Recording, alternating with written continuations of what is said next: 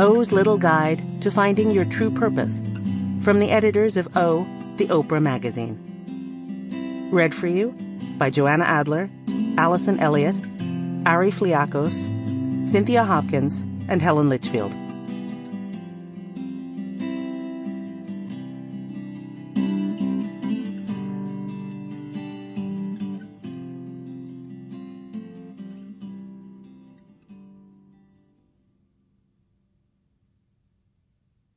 We're all called. If you're here breathing, you have a contribution to make to our human community.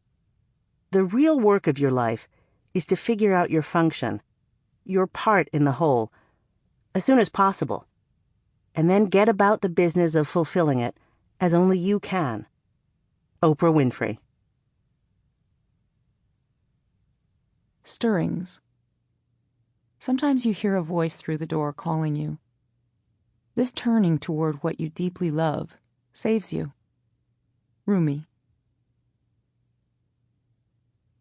This is it, my pet Petruch. Bonnie Friedman. I used to yearn for a wake-up call. I thought often about an acquaintance who took a skydiving class. When her parachute didn't open, she fell more than a mile, crashing into a field.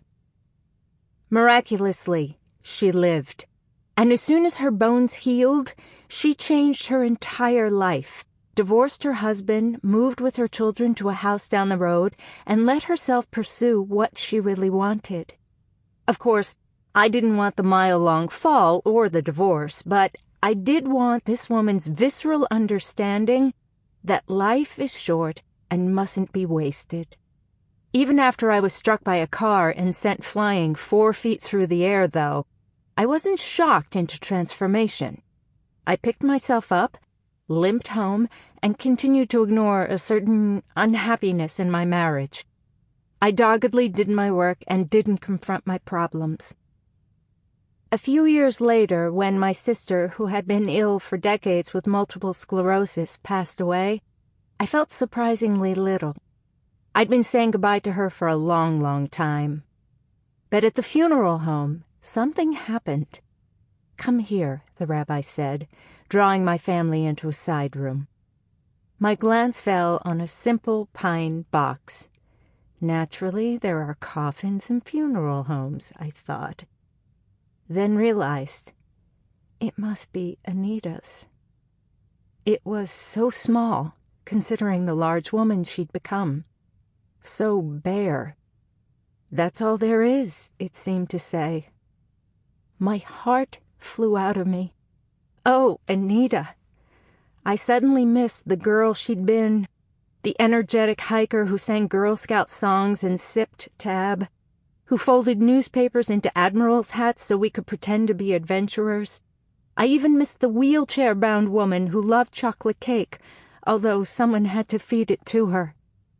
At the cemetery, in accordance with Jewish tradition, my father and brothers threw spades full of dirt onto the coffin. I demurred, and then the workmen filled the grave.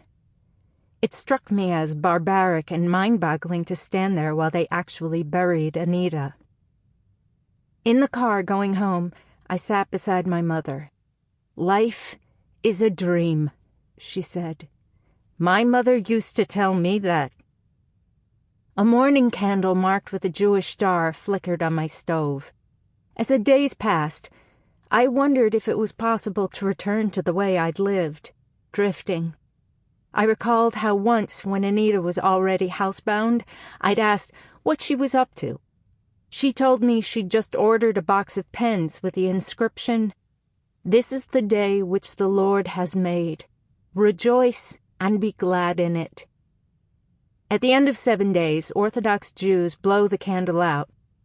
For me, it felt like blowing out Anita's own soul, like releasing her to her new world and being expelled back to the land of the living.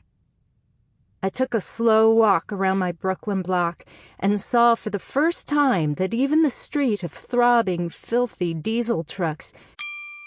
Sample complete. Ready to continue?